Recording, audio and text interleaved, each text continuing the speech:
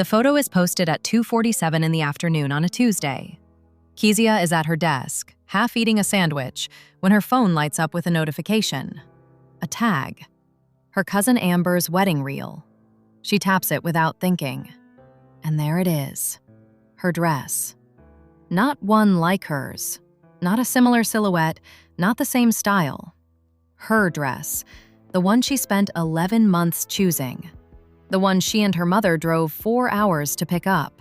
The one that still has the tiny repaired seam along the left hip, where the seamstress made a correction 2 days before the ceremony. On Amber's body. In a garden Kezia has been to 100 times. In front of people who all definitely know whose dress that was. Kezia puts the sandwich down. She watches the full reel. Twice.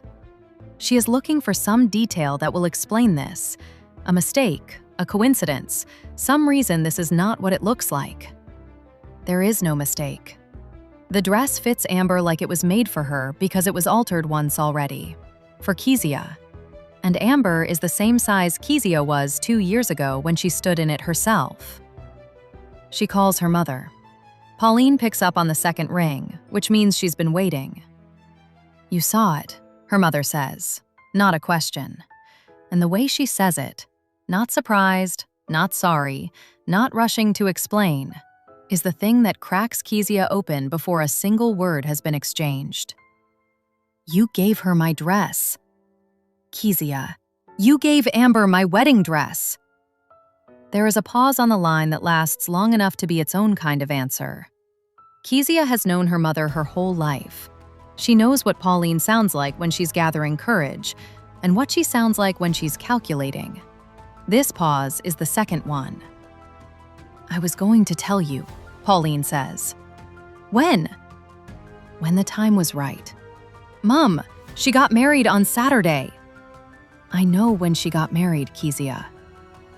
This is the thing about Pauline. She has never been a woman who panics. She raised Kezia alone from the age of 11, held 2 jobs for years without ever letting her daughter see the seams, and navigated every hard conversation with a composure that Kezia used to admire, and now, in this moment, finds unbearable. Because her mother is not rattled. She is measured. And a measured woman who gave away her daughter's wedding dress without asking is not careless. She made a decision. Kezia's hands are steady when she picks up her keys. "I'm coming over." "Kezia, I'd rather you didn't. Not tonight." "I'll be there in 40 minutes. She ends the call before her mother can respond. The drive is 43 minutes. Kezia spends most of it trying to find a version of this that makes sense.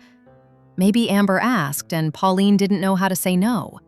Maybe the dress had been sitting somewhere and it felt wasteful. Maybe there was a moment of sentimentality that went sideways. She cycles through these because they are tolerable, and because the other explanations, the ones that keep surfacing at the edge of her thoughts, are not. Her mother is waiting at the door when she pulls up, standing in the frame, not outside it, like she set the boundary before Kezia even arrived. Kezia walks up the path and stops 3 feet away. "Tell me why." Pauline holds the door open instead of answering. An invitation, not a welcome. Kezia goes inside. The living room is the same as it always is. Same lamp in the corner, same photograph on the mantle.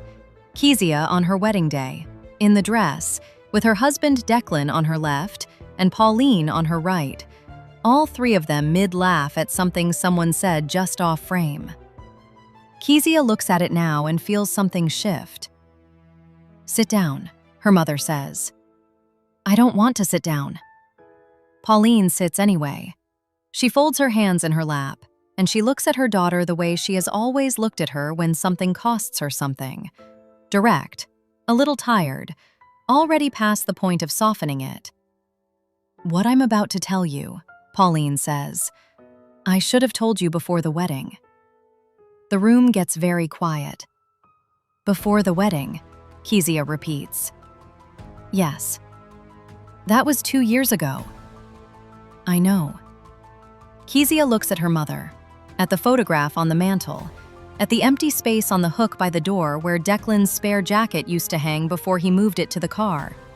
At her mother's hands, still folded, still steady. What did you know? Pauline doesn't answer straight away. She looks at her hands for a moment, then at the window, and Kezia recognizes this too. Her mother ordering things, finding the beginning of something she has rehearsed and never delivered. 2 weeks before your wedding, Pauline says, Declan's mother called me. Kezia doesn't move. She called to talk through the seating plan. That's how it started. We'd spoken a few times by then. Logistics, mostly. She's a polite woman. Careful. Pauline pauses. She was careful that day too. But there was something underneath it. I could hear it. Mom, I'm telling you how it happened. Pauline's voice is even. At the end of the call, after everything else was settled, she went quiet for a moment. And then she said, and I remember this exactly. She said, Pauline, I want you to know that I think Kezia is a wonderful woman. I just hope she knows what she's taking on. The room feels smaller.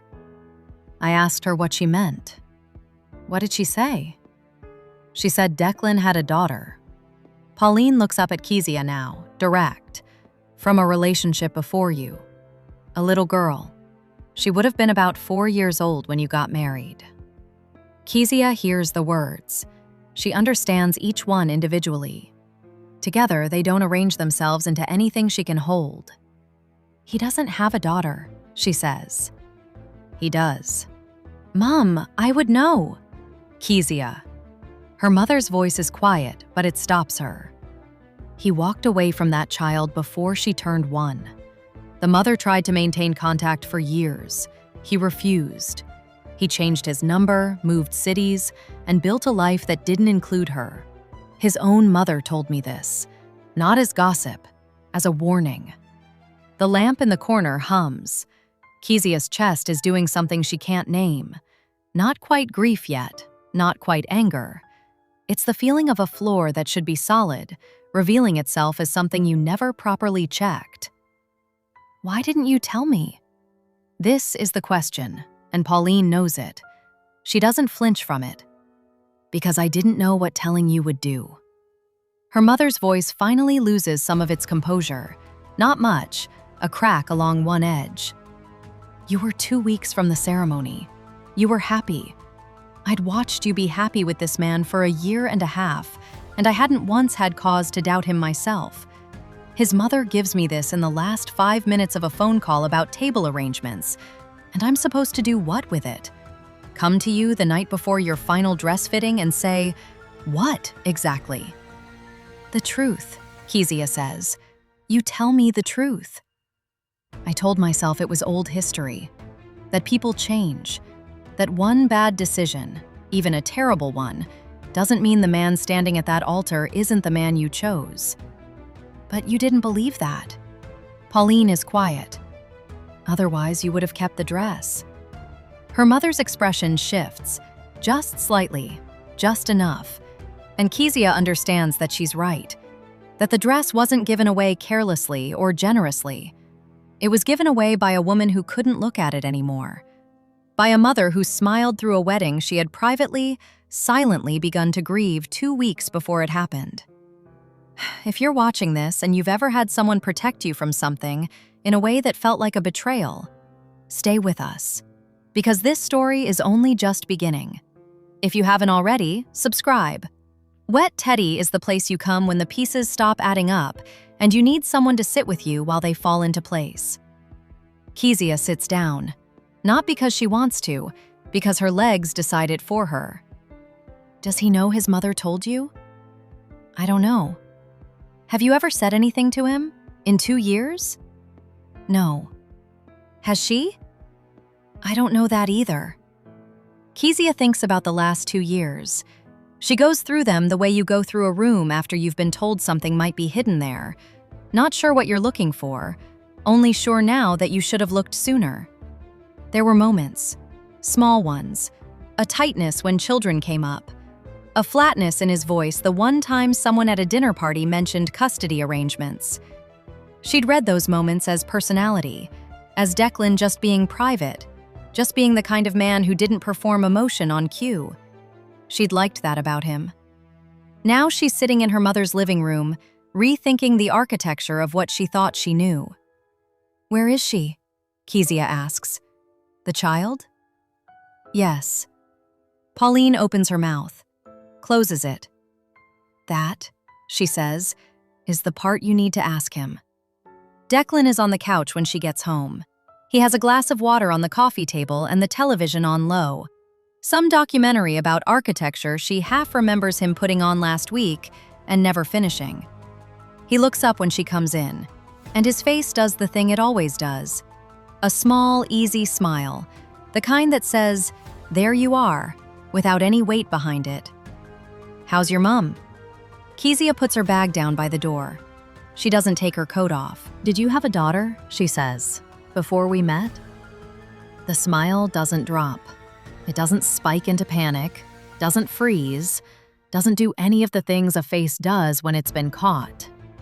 It just settles, like something shifting into a position it's been waiting to take. Declan reaches over and turns the television off.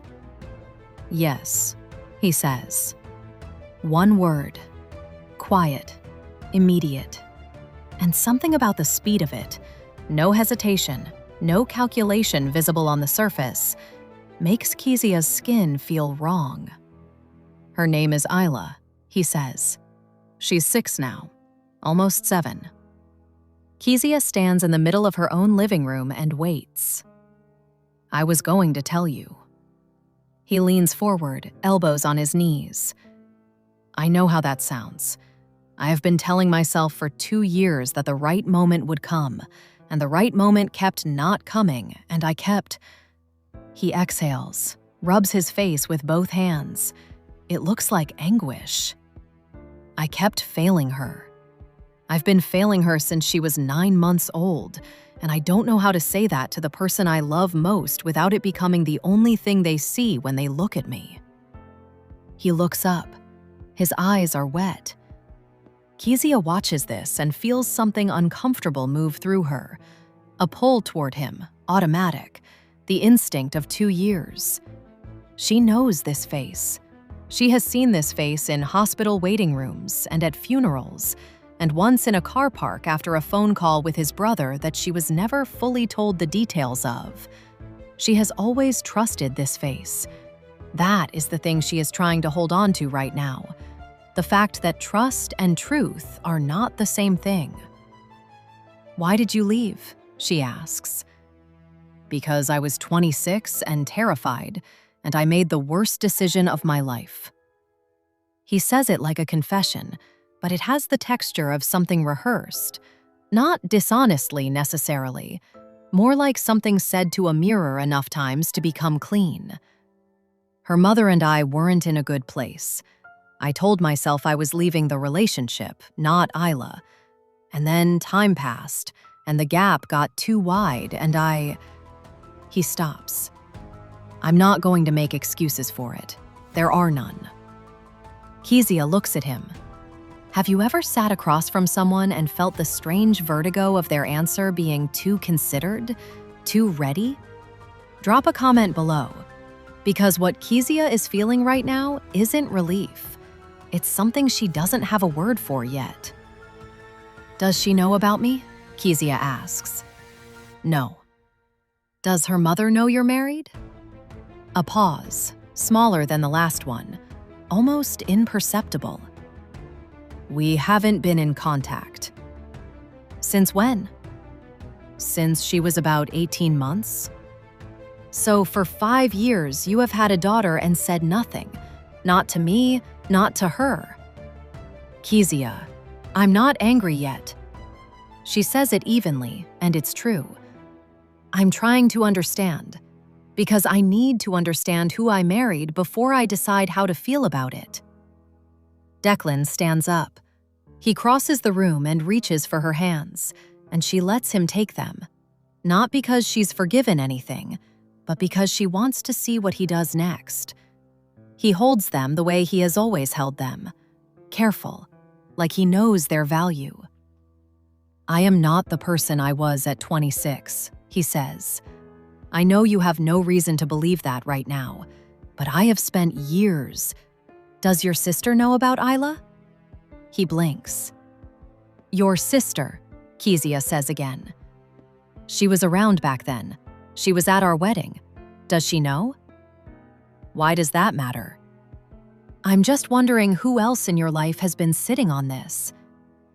Declan lets go of her hands. A small thing. He probably doesn't even notice he's done it. But Kezia notices. And here is what the audience can see that Kezia is only beginning to feel. Declan did not ask how she found out. In the entire conversation, in all that practiced grief, all those careful words, he has not once asked who told her, which means he already knows, or he already suspected. And a man who is genuinely blindsided by a secret surfacing needs to know where the crack appeared. Declan is not blindsided. Declan has been waiting for this room. She doesn't sleep. Declan does, eventually, after an hour of silence in the dark and a conversation that kept starting and stopping like a car in the wrong gear. He asked her what she needed. She said she didn't know yet. He said they could figure it out together. She said she needed him to stop talking. He did. And somewhere around 2 a.m, she heard his breathing change. And she lay there beside him in the dark and thought about a little girl named Isla, who is almost 7 years old and has no idea her father is lying 3 feet away from someone who only found out she exists today. By 6, she is dressed and in the kitchen. By 8, she is in her car. Declan's mother, Vera, lives 40 minutes north in a house with a blue door and a garden that is always slightly better kept than it has any right to be in November. Kezia has been here a dozen times. She has sat in that kitchen, eaten that woman's food, accepted compliments on her earrings, discussed school admissions and property prices, and the right way to store fresh herbs. She has always thought of Vera as warm but guarded, the kind of warmth that has a perimeter. Today, she is going to find out where the perimeter is. Vera opens the door before Kezia reaches the step. She was watching from the window. "I thought it might be you," she says. "Did Declan call you?" A pause, barely long enough to measure. "Come in." The kitchen is the same. Same table, same blue kettle, same view of the garden. Vera puts the kettle on without asking, and Kezia sits down. And for a moment, they are just 2 women in a kitchen pretending the air is normal. "How much did you tell my mother?" Kezia asks. "Enough," Vera says. "Not everything." "What's everything?" Vera brings 2 cups to the table. She sits. She looks at Kezia with that careful warmth, and for the first time, Kezia sees it clearly. The effort it takes, the discipline of it. Declan told his family he was working on reconnecting with Isla, Vera says. That was the story. That he'd made a mistake, that he was in contact with her mother, that things were complicated, but moving. She wraps both hands around her cup. "I've been seeing Isla myself, for 3 years.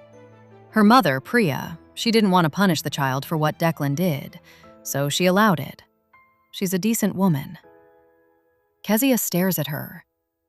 "You've been seeing his daughter?" "My granddaughter." "For 3 years, while he told you he was reconnecting." "He sends a card at Christmas," Vera says quietly. "That's the extent of it. Priya stopped expecting more than that a long time ago." There's a question sitting in the middle of this story that I want to ask you directly. Have you ever watched someone manage how they look to different people so carefully that you couldn't find the real version of them anywhere? Tell me in the comments, because what Kezia is learning right now is that Declan doesn't lie so much as he curates, and those are very different problems. Here is what Kezia is putting together in real time, in this kitchen, over a cup of tea she hasn't touched. Declan told Kezia he walked away and lost contact. a man who made a mistake and couldn't find his way back. Declan told his family he was working on it. A man who cared, who was trying, who just needed time. Neither version required him to actually do anything. Both versions kept everyone patient. And in the space between those two stories, a little girl grew from 9 months old to almost 7, while her father sent Christmas cards and built a life that was clean and unencumbered and presented beautifully to anyone who looked at it. "Does he know you see her?" Kezia asks. "He knows I see her," Vera says. "He has never once asked how she is." Kezia pushes her chair back. Not to leave, she just needs the space. She stands at the kitchen window and looks out at the garden and thinks about the conversations she and Declan have had about children. The ones where he said, "not yet," with a gentleness that she read as caution and care. The ones where he said he wanted to be in a stable place first, financially, professionally, before they brought a child into it. She thought that was responsible. She told her friends she was lucky to have a man who thought about those things. Now she's wondering what stable was actually a synonym for. "What's Priya's last name?" she asks. Vera looks at her for a long moment. "Before I give you that," she says, "I need to know what you're going to do with it." Kezia turns from the window. "I'm going to go and see what my husband has been protecting himself from," she says, "and I'm going to decide after that what I do next." Priya lives in a flat above a dry cleaner's on a street that takes Kezia 3 passes to find parking on. She buzzed up without asking who it was. Vera must have called ahead, or texted, because when the door at the top of the stairs opens, Priya looks at Kezia with an expression that is not surprised, not hostile, not warm. It is the face of a woman who has been waiting for this meeting for years and has made peace with the fact that it might never come. "You look like I thought you would," Priya says. Kezia doesn't know what to do with that. She steps inside. The flat is small but exact. Everything chosen, nothing wasted. A row of shoes by the door in 2 sizes. A drawing on the fridge, the kind done with a full fist wrapped around a crayon. A house with smoke curling from the chimney, even though neither of them probably live somewhere with a chimney. Priya clocks Kezia looking at it. "She's at school," she says, "in case you were worried." "I wasn't sure what I was walking into," Kezia admits. "Neither was I." Priya moves to the kitchen. "Sit down." They sit across from each other at a table that has a small scratch along one edge and a ring mark from a mug and feels, in its realness, like a rebuke to Kezia's own kitchen with its clean surfaces and its carefully chosen everything. "How long did you know him before you got married?" Priya asks. "1.5 years." Priya nods, like this confirms something. "He's good at that window, the first 1.5 years." She says it without bitterness, which is almost worse than bitterness. "He is genuinely lovely in that window, present, attentive, the kind of man who notices things about you that you didn't think anyone was paying attention to." "Yes," Kezia says quietly. "And then at some point the window closes, and you realize the attentiveness was data collection. He was learning you. Not because he wanted to be close to you, because he wanted to know what kept you manageable." Kezia sits with that word, manageable. "When did you figure that out?" "When I got pregnant." Priya's voice stays level. "He didn't leave straight away. He stayed for 9 months and was wonderful at performing concern, and was absolutely absent in any way that actually cost him something. And when I started asking for things that were real, consistency, presence, a future that wasn't hypothetical, he started finding reasons why I was the problem." She pauses. "By the time Isla was born, he'd rewritten the entire relationship so that I was unstable and he was the one who'd tried." "Did he ever meet her?" 3 times. She was too small to remember any of them. He came when it was convenient, when there were people around who might notice if he didn't. Priya looks at the drawing on the fridge. She doesn't ask about him anymore. She did for a while. Now she's found other ways to fill the space. Children are very good at that. Kezia's phone vibrates on the table. Declan. She stares at it. It vibrates again. She picks it up. "Where are you?" His voice is controlled, but something underneath it is not. "I spoke to my mother." "I know." Kezia. A breath. "This isn't... What you're doing right now isn't going to help anything. You're upset, and you're talking to people who have their own version of events, and I need you to come home so we can... So we can what? So we can talk about this properly, without..." He stops, recalibrates. "Without other people's input shaping the conversation before I've had a chance to explain." "You had last night," Kezia says. "I know. And I know I didn't... You didn't ask me how I found out." She says it evenly. Across the table, Priya has gone very still. "The whole conversation. You told me about Isla. You cried. You held my hands. And you never once asked how I knew. Because you already knew someone had told me. And the only people who knew were your mother and mine." Silence. "You've been waiting for this conversation to happen," Kezia says. "Haven't you?" Kezia. "That's why the answer was so ready. That's why you knew exactly what to say." Her voice doesn't shake. She's surprised by this. "How long have you had that speech?" The silence this time is different, denser. "Come home," he says. And this time the warmth is gone.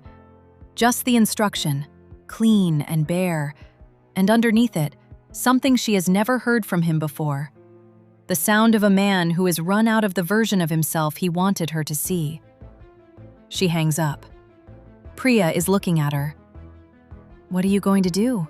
she asks. Kezia thinks about the dress, about her mother standing at that door, about Vera in her kitchen with her careful warmth and her secret granddaughter, about a drawing on a fridge made by a child who stopped asking about a man who never showed up.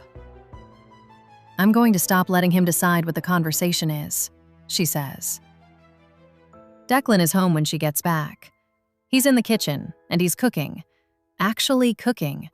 Something that smells like the pasta he makes when he wants her to feel taken care of. The table is set. There's a candle. She stands in the doorway and looks at all of it and feels something that isn't anger and isn't love and isn't quite grief. It's the feeling of seeing a trick after someone has shown you how it's done. "Sit down," he says, gentle. "Let me feed you, and we can talk." "I don't want to eat."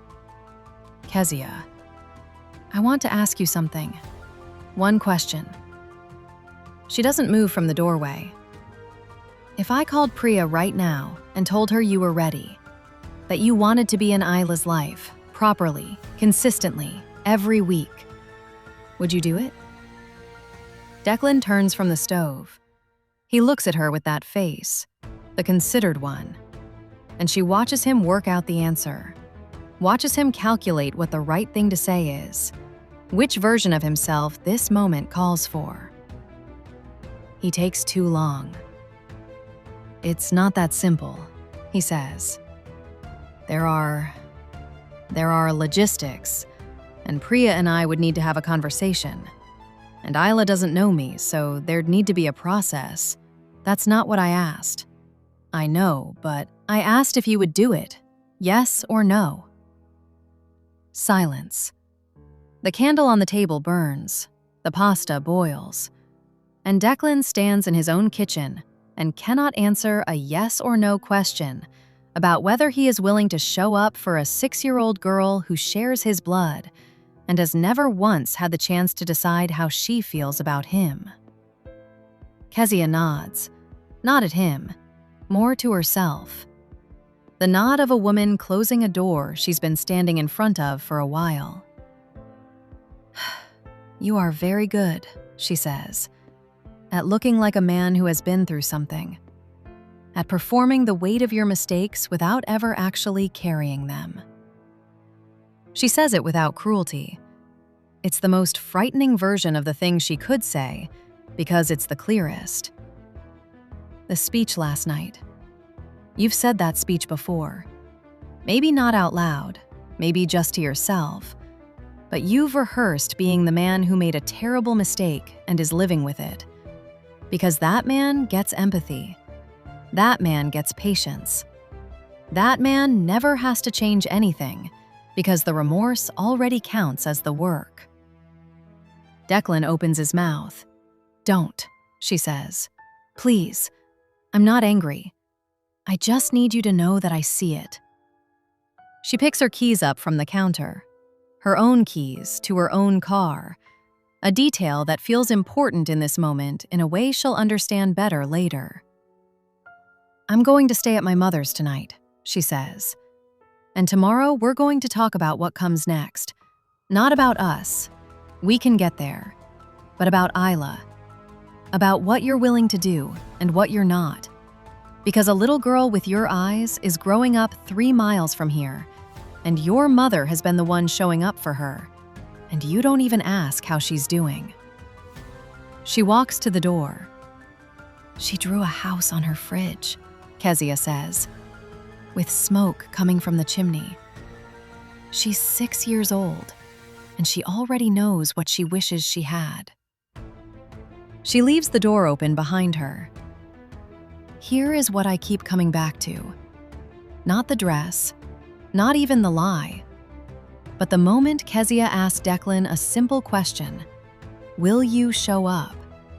and watched him disappear into language, into logistics, into the architecture of a man who has spent so long managing how he looks inside hard situations that he has forgotten how to actually be inside them. There are people in our lives who confuse performance with presence, who say, "I know I let you down," and mean, "I need you to see that I'm capable of guilt," because the guilt is the thing that keeps them sympathetic, keeps the story about their growth, keeps everyone patient and waiting. Kezia didn't leave because Declan had a past.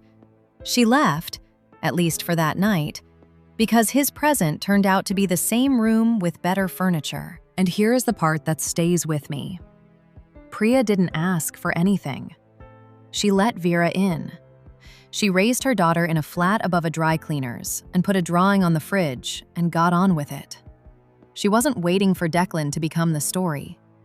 She'd already written him out of it.